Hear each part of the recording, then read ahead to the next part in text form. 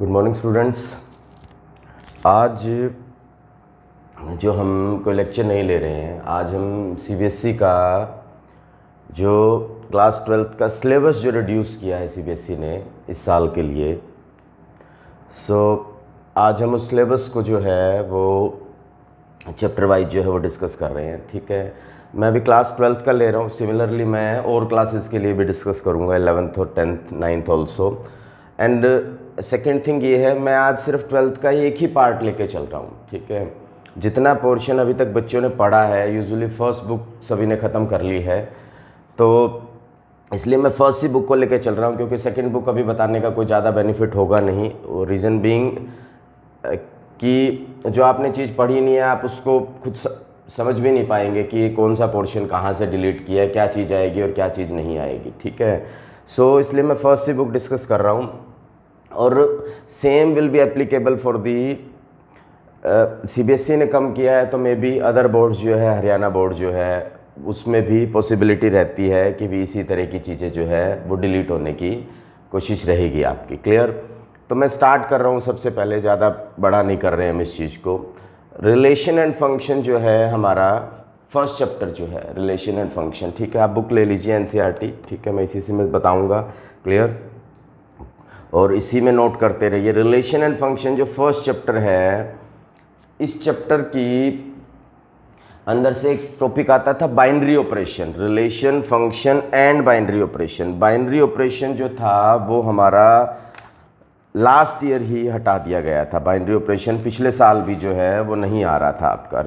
ठीक है, और इस साल तो बाइनरी ऑपरेशन तो हट ही गया है। ठीक है, क्या क्या चीज़ें रिलेशन एंड फंक्शन में से हटाई गई है? One is the composite function, second is the inverse of a function. ये दो टॉपिक जो है रिलेशन एंड फंक्शन में से हटाए गए हैं। टोटल 4 एक्सरसाइजेज हैं, 1.1, 1.2, 1.3 एंड 1.4। 1.1 और 1.2 आपको करनी है। ठीक है, clear? This is based on relation. ठीक है, and some portion of function also. ठीक है, 1.3 आपको नहीं करनी है। 1.4 आप पहले से डिलीटेड है। 1.4 जो है ये एक्सरसाइज हमारी पहले से ही डिलीट कर दी गई है। ठीक है, 1.3 में क्या है? Composite function, clear, and inverse of a function. ये दो चीज़ें जो है वो 1.4 के अंदर दी गई है, सॉरी 1.3 के अंदर दी गई है। 1.4 तो बाइनरी की थी, वो तो हमारी पहले से ही डिलीट कर दी गई है। ठीक है, 1.1 और 1.2 करनी है। 1.4 पहले से डिलीटेड है, 1.3 जो है वो इस बार डिलीट कर दी गई है।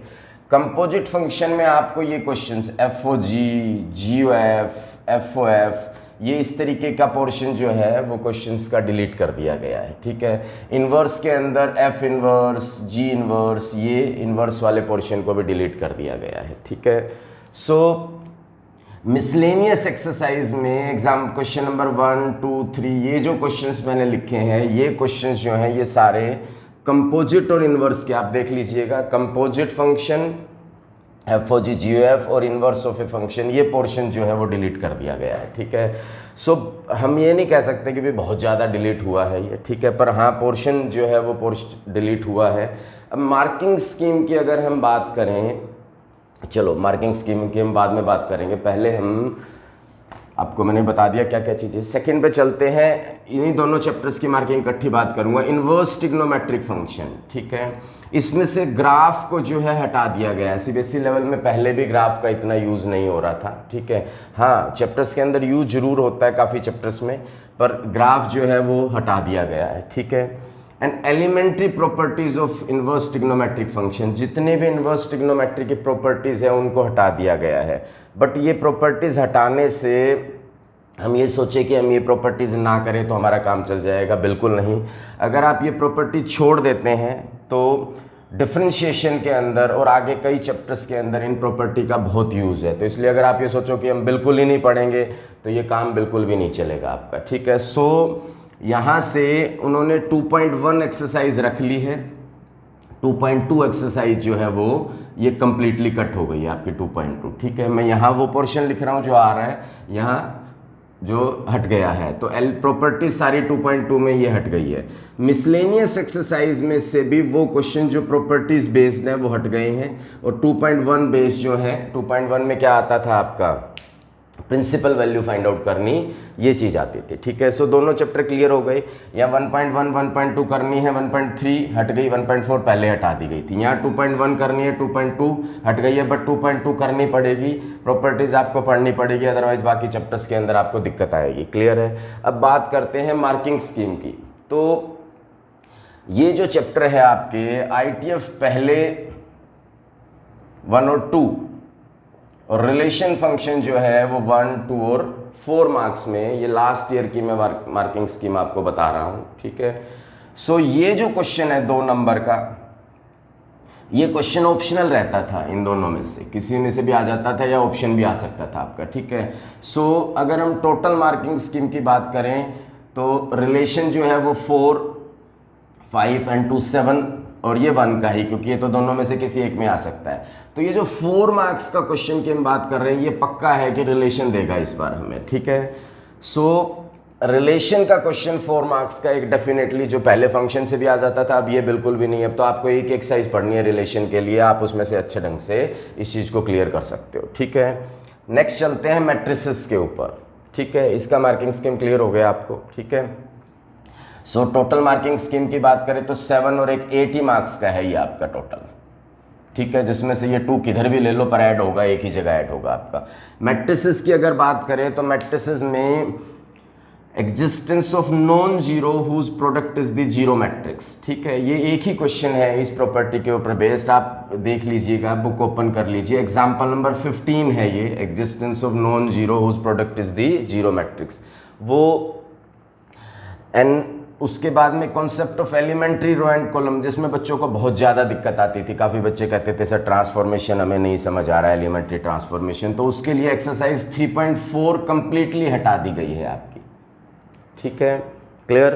And proof of uniqueness of inverse if it exist, ये भी 3.4 से पहले का पोर्शन है, थ्योरम नंबर 3 है, आप चेक कर लीजिएगा यूनिकनेस के लिए। ठीक है, तो 3.4 और उससे पहले के सारा पोर्शन जो है वो डिलीटेड है आपका। ठीक है, क्लियर। 3.4 में टोटल शायद 17 क्वेश्चंस हैं आपके, क्लियर, 17 या 18 है आई थिंक। तो वो आपको आप देख लीजिएगा, तो वो पूरे के पूरे पोर्शन जो है वो हटा दिया गया है। ठीक है, तो मैट्रिसेस में क्या करना है, 3.1, 3.2, 3.3 और मिसलेनियस जरूर आप कर लेना मैट्रिसेस के अंदर से। ठीक है, मैट्रिसेस की मिसलेनियस पूरी करनी है, सिर्फ एक 3.4 डिलीटेड है आपकी, एलिमेंट्री ट्रांसफॉर्मेशन। ठीक है जी, डिटर्मिनेंट के अंदर चलते हैं। डिटर्मिनेंट की सारी प्रॉपर्टीज हटा दी गई है, मतलब एक्सरसाइज 4.2 हटा दो आप बिल्कुल क्लियरली। ठीक है, ये भी बच्चों को काफ़ी कईयों को दिक्कत लगती थी, 4.2 हट गई है। ठीक है, consistency and inconsistency and number of linear equation by examples, ये था हमारा मैट्रिक्स मेथड जिसको हम बोलते थे। ठीक है, तो ये एक्सरसाइज 4.6 है थी आपकी। सो 4.2 और 4.6 दोनों प्रॉपर्टीज 4.2, कंसिस्टेंसी इनकंसिस्टेंसी 4.6, ये भी हट गई। इसका बहुत लॉस हुआ है हमें। क्यों लॉस हुआ है? क्योंकि यही 2 ऐसी थे जो 6 मार्क्स का क्वेश्चन हमें दे देते थे। ठीक है, ये तो बहुत बढ़िया था जिसमें आप इजीली 6 मार्क्स स्कोर कर सकते थे, बट अब ये हटा दिया गया है।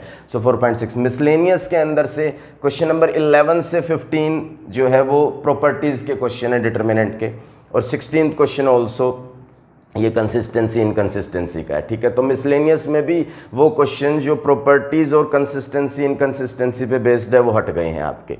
रह क्या गया है, 4.1 करनी है, 3, 4 और 5 क्लियर, ये करने हैं, और मिसलेनियस में वो क्वेश्चंस जो उनको छोड़ के जो बच गए वो आपको करने हैं। ठीक है जी, ये हो गया डिटर्मिनेंट। टोटल अगर मार्किंग स्कीम की बात करें हम, तो ये 6, 1, 1, 1, 1 टोटल 10 मार्क्स की आपकी पेपर के अंदर रहती है। ठीक है, अब इसमें सबसे बड़ा लॉस 6 नंबर वाला हो गया। अब कह रहे हैं कम हो गया, कम जरूर हो गया, पर ये बहुत लॉस है क्योंकि आप इसमें बहुत आसानी से स्कोर कर सकते थे। बट अब ये बेटर ये है कि 6 मार्क्स का क्वेश्चन मैट्रिक्स या डिटर्मिनेंट का सिंपल एक्सपेंशन, जो 4.1 में सिंपल एक्सपेंड करते हैं वो, या मैट्रिसेस के अंदर मल्टीप्लिकेशन वगैरह से रिलेटेड क्वेश्चन जिसमें आ सकते हैं आपके। ठीक है, चलो उसके बाद चलते हैं जी कॉन्टिन्यूटी एंड डिफरेंशिएबिलिटी के ऊपर। ठीक है, ये हमारा एनसीईआरटी के अकॉर्डिंग 5th चैप्टर है। ठीक है, तो इसमें अब आप ये देखिए, Rolle's theorem and Lagrange's theorem ये हटाइए, सिर्फ एक और कुछ नहीं हटाया, और ये तो हम पहले भी कम ही करते थे क्योंकि इसमें से लास्ट ईयर ही 1 मार्क्स का क्वेश्चन आपका बना है, अदरवाइज इसमें क्वेश्चन यूजुअली कम ही पूछा जाता है, ठीक है। सो एक्सरसाइज 5.8 हट गई है। 5.1 से 5.7 तक सारी की सारी आपको करनी है कॉन्टिन्यूटी एंड डिफरेंशिएबिलिटी के अंदर, ठीक है। सो अगर हम इसकी मार्किंग स्कीम की बात करें तो इसकी मार्किंग स्कीम रहती है जी 1, 4, 2, 7, ठीक है। तो इसमें से 1 मार्क्स का क्वेश्चन तो कॉन्टिन्यूटी में चला जाता है ज़्यादातर, ठीक है। और 4 + 2 6 मार्क्स का जो है वो डिफरेंशिएशन में, डिफरेंशिएशन जो हम ट्रिग्नोमेट्रिक, इन्वर्स ट्रिग्नोमेट्रिक डिफरेंशिएशन पढ़ते हैं। अब इसमें देखिए इन्वर्स ट्रिग्नोमेट्रिक डिफरेंशिएशन जब आप पढ़ोगे तो आपको इसकी 2.2 की आवश्यकता पड़ेगी, ठीक है। अच्छा, भले आपने छोड़ दी है उसके हिसाब से, पर यहाँ आपको उसकी बेसिक प्रॉपर्टीज़ की नॉलेज होनी चाहिए, ठीक है। क्लियर है। अब चलते हैं एप्लीकेशन ऑफ डेरिवेटिव के ऊपर। एप्लीकेशन ऑफ डेरिवेटिव में 2 टॉपिक हट गए हैं। रेट मेजरर जो 1 नंबर का क्वेश्चन लेके आता था हमारे लिए, derivative, differential error and approximation सबसे लास्ट, जो कई बार आ जाता था, बहुत बार नहीं आता था। So this is 6.1 exercise and this is 6.4 exercise, ये हट गया है, ठीक है। क्लियर। 6.2, 3 और 5 ये जो है वो रह गए हैं आपके, ठीक है। सो एओडी की वेटेज जो है वो हमारी 1, 2, 6, 8 मार्क्स की रहती है, ठीक है। तो इसमें कोई ज़्यादा वो नहीं फ़र्क पड़ा। 6 मार्क्स का मैक्सिमम मिनिमा से आता था, यूजुअली आएगा ही आएगा, ठीक है। 2 मार्क्स का टेंजेंट नॉर्मल बच गया बीच में, क्लियर। और एक 1 मार्क्स का क्वेश्चन वो भी यूजुअली पूछा जा सकता है, जो कि ये 2 टॉपिक हट गए हैं। 3 टॉपिक अभी भी आपको इसमें से करने हैं, ठीक है। लास्ट पोर्शन रहता है एलपीपी, लीनियर प्रोग्रामिंग प्रॉब्लम। ये एक बहुत, इसमें काफ़ी चीज़ें हटी है, ठीक है। ये कुछ बेनिफिट भी रहा है और कुछ नुकसान भी रहा है। अब ध्यान से सुनिएगा, इसमें मैथमेटिकल फॉर्मुलेशन ऑफ एलपीपी, मतलब इक्वेशंस बनाने वाले क्वेश्चन, जो हम इक्वेशंस बनाते थे, ठीक है, कि भी 2 मशीन्स हैं, उनको हम चला रहे हैं, ये कितने घंटे चलती है, कितने घंटे चलती है, तो मैथमेटिकल फॉर्मुलेशन, इक्वेशंस बनाने के पोर्शन हट गए हैं। That is your exercise 12.2 completely हटा दी गई है, ठीक है। उसमें accept question number 11th question एक ऐसा क्वेश्चन है जो कि जिसमें इक्वेशनें बनी हुई है, हमें सिर्फ सॉल्यूशन निकालना है, ग्राफ निकालना है, ठीक है। और एक अनबाउंडेड रीजन हटा दिया गया है। अनबाउंडेड रीजन कौन सा था हमारे पास?